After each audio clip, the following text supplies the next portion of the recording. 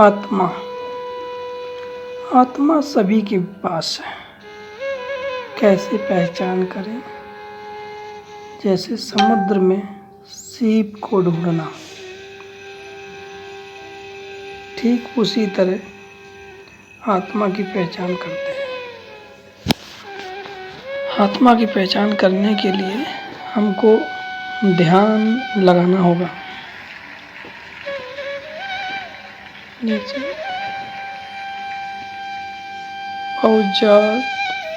स्थिति अगर प्रज्ञा से देखा जाए, सबसे सव्यारा अनित्यादि सभी पदार्थ नित्य हैं। अगर परिवर्तनीय होता है तो जगत जैसे वैसे रहता, लेकिन वास्तविकता ऐसी नहीं है। वास्तविकता ऐसी नहीं है। संततिवाद सिद्धांत बुद्ध धम्म की देन। बुद्ध ने शाश्वतवाद का अस्वीकार किया है, क्योंकि कोई पदार्थ शाश्वत नहीं है। सभी पदार्थ अनित्य है, परिवर्तनशील है। बुद्ध के जितने भी सिद्धांत हैं, धम्म है, वो सब कैसे हैं? परिवर्तनशील है, अनित्य है, पदार्थ है। बुद्ध ने कहा है, अनिच्यवत् संखारा उत्पादवत् धम्मिनो उत्पत्तिज्वा निरुज्झन्ति। अर्थात अनिच्यवत् संखारा उत्पत्ति, इस पृथ्वी में जो भी जन्म लिया है उसकी मृत्यु आवश्यक है। संस्कार अनित्य है, उत्पन्न होना, निरोध होना उनका धर्म है। वे उत्पन्न होकर निरोध को प्राप्त होते हैं। बुद्ध अनात्मवादी है। बुद्ध ने कहा, जीवन देने वाला कोई नहीं है। जीवन देने वाला कोई नहीं है, नहीं कोई जीवन लेने वाला। ना कोई जीवन देने वाला है, ना ही कोई जीवन लेने वाला है। प्राणी अपने अपने कर्म से भवचक्र में चलते हैं, जब तक तृष्णा का समूल निरोध नहीं हो जाता है। बुद्ध ने कहा, अत्ता ही अतनो नातो। अत्ता ही अतनो नातो, स्वयं व्यक्ति अपना मालिक है कि ना तो पड़ोसिया कोई अन्य मालिक नहीं है। बुद्ध ने उच्छेदवाद को भी नकारा है, क्योंकि पदार्थ का यथार्थ में उच्छेद नहीं होता। पदार्थ का यथार्थ में उच्छेद नहीं होता, उसके स्वरूप में परिवर्तन होता है। जैसे आप धातु यानी जल अग्नि के संपर्क में आते ही उसके स्वरूप में परिवर्तन होता है। जल जो होता है, जब अग्नि के संपर्क में आता है तो उसका जो रूप होता है वो परिवर्तन हो जाता है। ठीक उसी तरह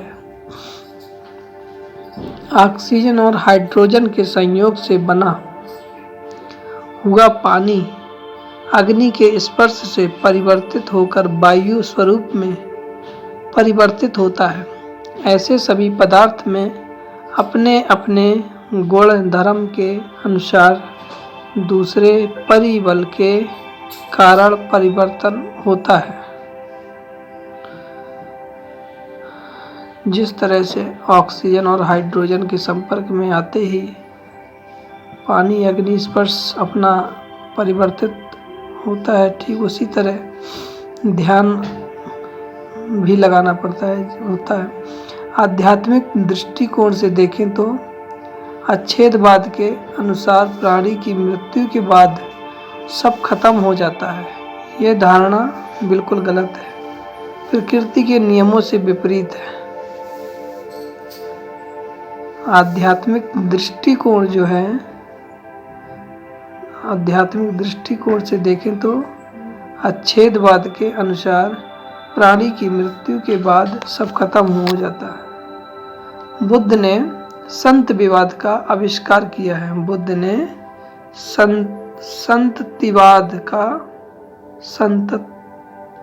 संततिवाद का आविष्कार किया है। संततिवाद शाश्वतवाद और अच्छेदवाद से बिल्कुल भिन्न है। संततिवाद सिद्धांत के अनुसार प्राणी की मृत्यु के बाद सब खत्म नहीं होता है।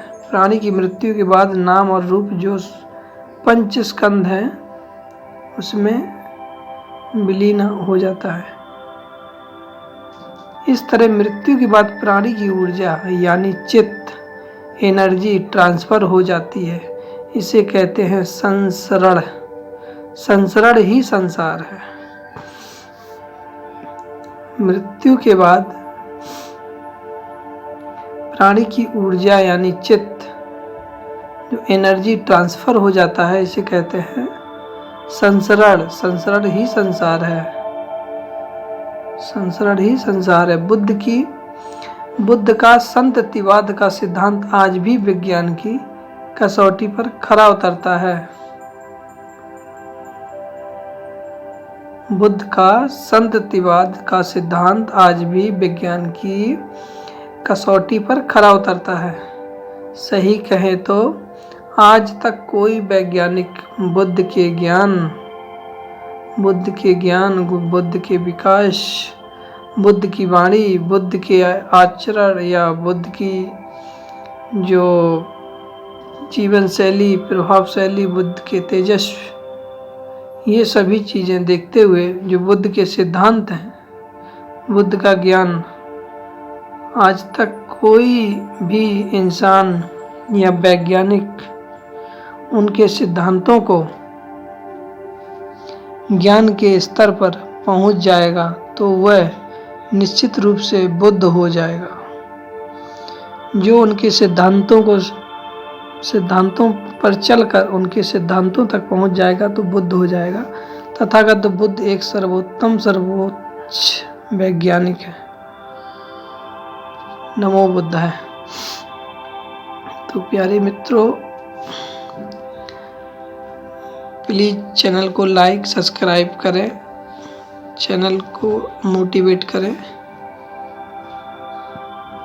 और ऐसे ही चैनल को सब्सक्राइब करें, लाइक करें। प्लीज़ प्लीज़ प्लीज़ शेयर ज़रूर करें। इससे हमको वीडियो बनाने में मोटिवेट मिलता है। प्लीज़